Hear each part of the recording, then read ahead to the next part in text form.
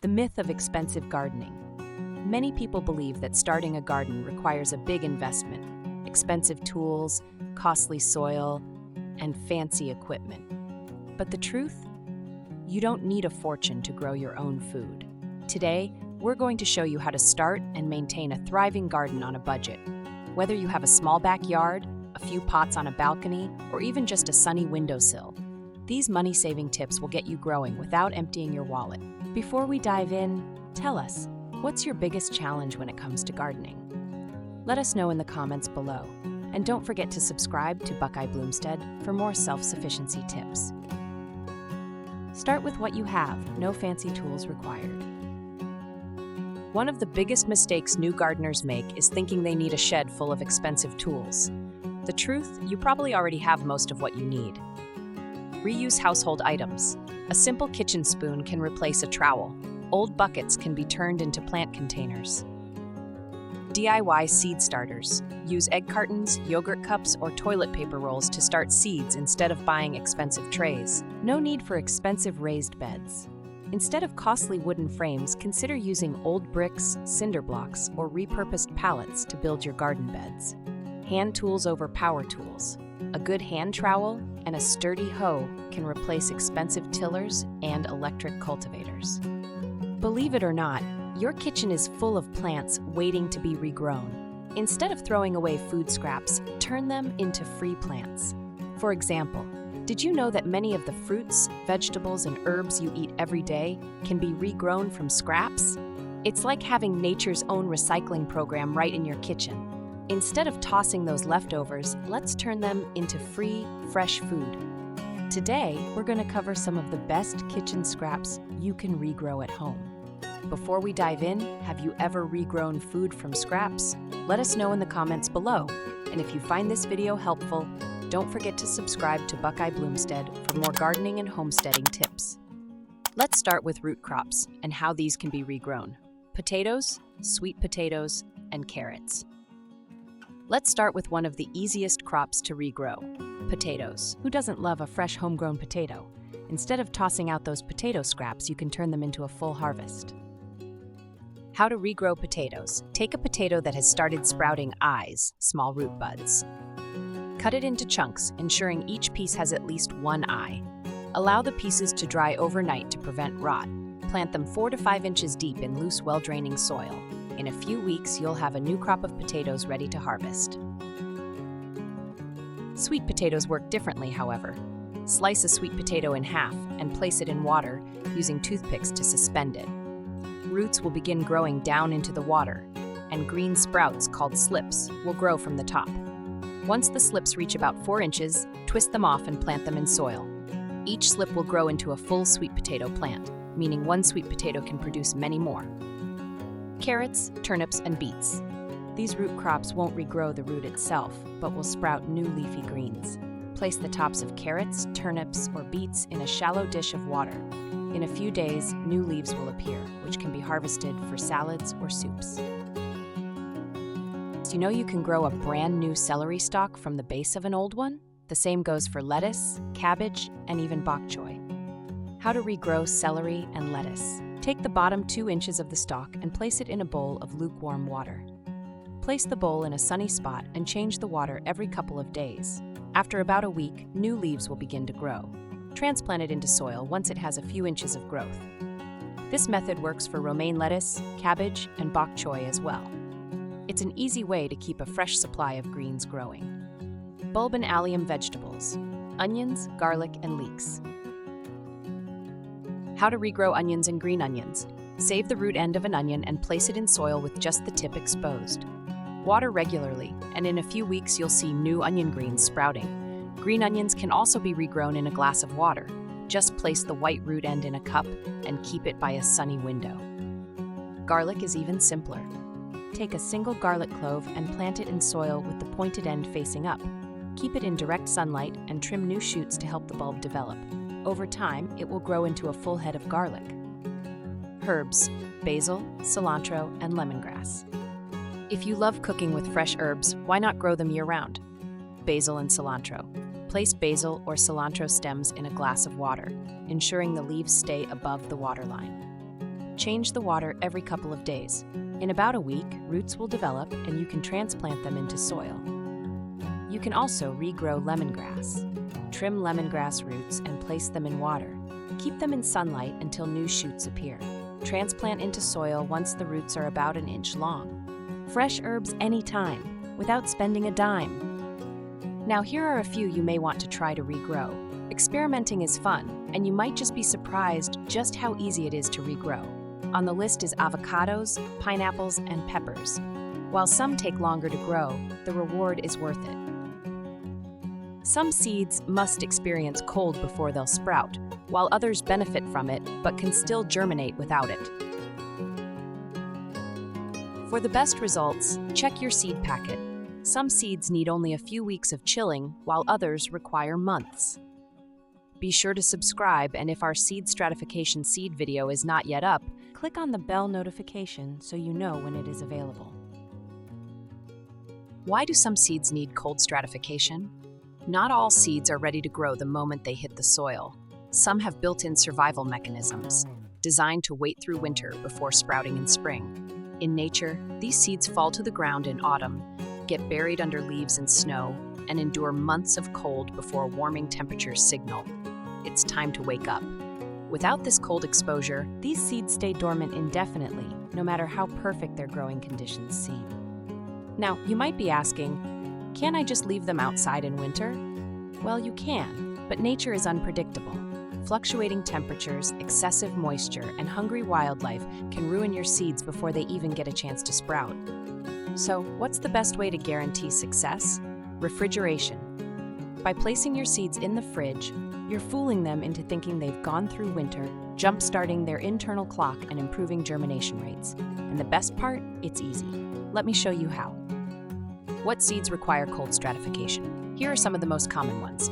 Flower seeds: milkweed, lavender, coneflower, lupine, echinacea, poppy, and columbine. Herb seeds: rosemary, thyme, sage, and parsley. Fruit seeds: apples, pears, peaches, plums, and cherries. Nut and tree seeds: oak, chestnut, hazelnut, maple, and elderberry. Vegetables: some varieties of onions, leeks, and asparagus. If you're not sure whether your seeds need stratification, check the seed packet or look up the plant variety online. Now here's a question for you. Have you ever tried cold stratification before? If so, which seeds have you had the most success with? Drop your answers in the comments below. We love learning from our fellow gardeners. And if you're new here, be sure to subscribe to Buckeye Bloomstead for more homesteading tips, gardening advice, and self-sufficiency skills. Now let's talk about how to get the cheapest seeds, free or low-cost seeds. Seeds can be one of the most expensive parts of gardening, but there are plenty of ways to get them for free or at a low cost. Save seeds from store-bought produce like we just discussed. Peppers, tomatoes, melons, and herbs can all produce viable seeds, and a lot of them. Join a seed swap. Many communities have seed swapping events where gardeners trade extras. Buy in bulk and share. Split large seed packets with friends or neighbors. Heirloom seeds for a lifetime. Once you start growing heirloom varieties, you'll never have to buy seeds again. Another requirement will be soil. Is there a way to get free and cheap soil amendments? And how do you build healthy soil without buying expensive bags? Soil is the foundation of every garden, but that doesn't mean you need to buy expensive fertilizers or compost. Homemade compost. Save food scraps, grass clippings, and leaves to create your own nutrient-rich compost. Manure from local farms. Many farmers will give away composted animal manure for free, grass clippings, and mulch. Instead of buying mulch, use leaves, straw, or even shredded paper to retain moisture and reduce weeds. Now, let's touch bases on container gardening on a budget. Grow anywhere, with anything. No land, no problem. Container gardening is one of the easiest and cheapest ways to grow food, even in small spaces. Upcycled containers. Use 5-gallon buckets, old laundry baskets, or wooden crates instead of expensive pots. Vertical gardening. Hang old shoe organizers or use stacked planters to maximize space. Grow bags. Instead of pricey garden beds, fabric grow bags can be a low-cost, reusable alternative. No matter where you live, there's always a way to grow food. Now, there is no garden without water. But is there a way of watering on a budget? How do you water while saving on your water bill? In reality, watering doesn't have to spike your utility bill. Nature provides plenty of solutions. Rainwater collection. Set up barrels to catch rainwater for free irrigation. This is a practice we swear by. Not to mention, although depending on your region, rainwater is void of chemicals used by water departments to make water safe to drink. Mulching. Using a layer of mulch retains moisture, cutting down on watering needs. Gray water recycling. Use safe household water from rinsing vegetables to water non-edible plants. We recommend, if you are going to use gray water for watering your garden, that any soaps used for personal bathing, laundry, and doing dishes be safe for the environment, and free of any salts that could build up in your garden. Some soaps may say they are environmentally safe. Their ingredients may contain ingredients that contain sodium. Every drop counts. Use it wisely. What's your best budget gardening tip? Now that you know how to garden without breaking the bank, we want to hear from you. What's your best budget gardening hack? Share it in the comments below. And if you want more homesteading and self-sufficiency tips, be sure to subscribe to Buckeye Bloomstead. Gardening doesn't have to be expensive. It just requires creativity, resourcefulness, and a willingness to get your hands dirty. But let's take that idea one step further. Being resourceful in the garden isn't just about saving money. It's about sustainability, resilience, and making the most of what you already have. Let's explore some smart, budget-friendly strategies that can help stretch your gardening dollars while creating a thriving, productive garden.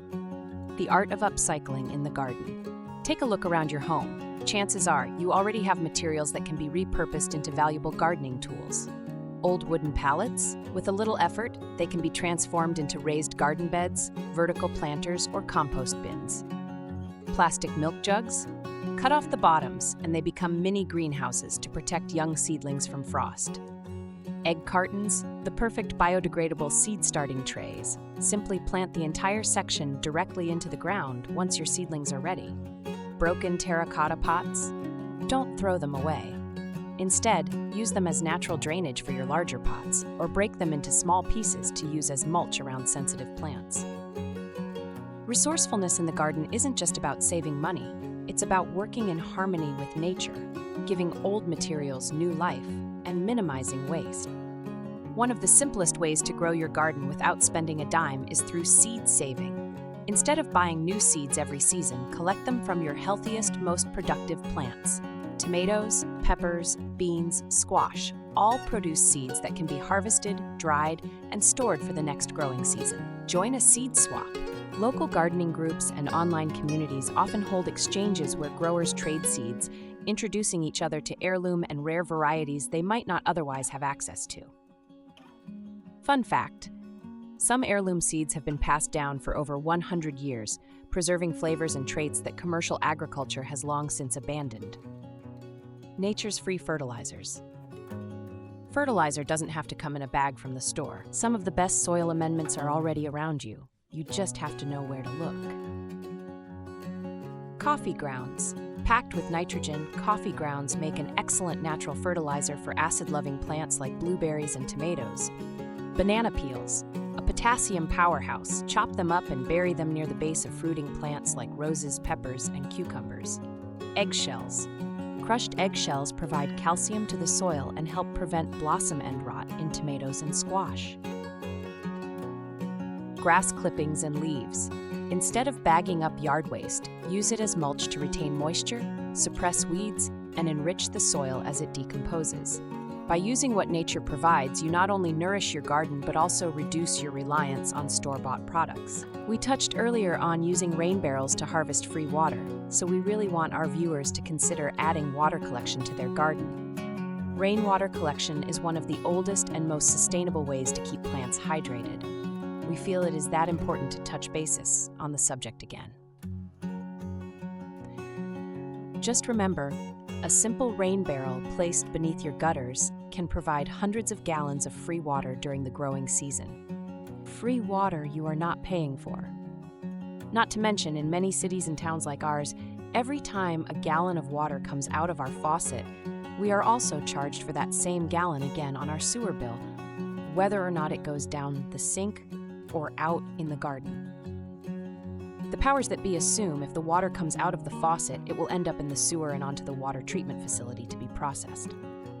That means we are charged basically twice for each gallon of water we use. When you are on a fixed income like many of us are, rainwater collection really becomes an essential practice to keep your water and sewer bill down. If rain barrels aren't an option for your garden, consider other methods. Bury unglazed clay pots, alas, in the soil. Fill them with water, and they will slowly release moisture to plant roots as needed. Now, I will tell you, if you have a large garden, this may be cost prohibitive for most. Mulching really helps in our garden to keep the soil moist longer, especially during the hot summer months. A thick layer of straw, wood chips, or leaves can reduce evaporation and keep soil moisture levels steady. Watering at the right time. Early morning or late evening prevents rapid evaporation and allows plants to absorb water efficiently.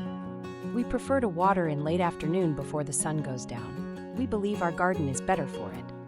Nature provides the water. We just have to learn how to capture and use it wisely. Now, here's a question for you. What's the most creative gardening hack you've ever tried? Let us know in the comments below. Your tip might just help another gardener in our community. And if you're enjoying this video, don't forget to like and subscribe for more homesteading and gardening wisdom. Well, we're going to call it a day here on Buckeye Bloomstead. If you found these tips helpful, be sure to check out our other videos on homesteading and self-sufficient living. Until next time, happy gardening and stay prepared. We thank you for being with us today and hope you will join us again here on Buckeye Bloomstead.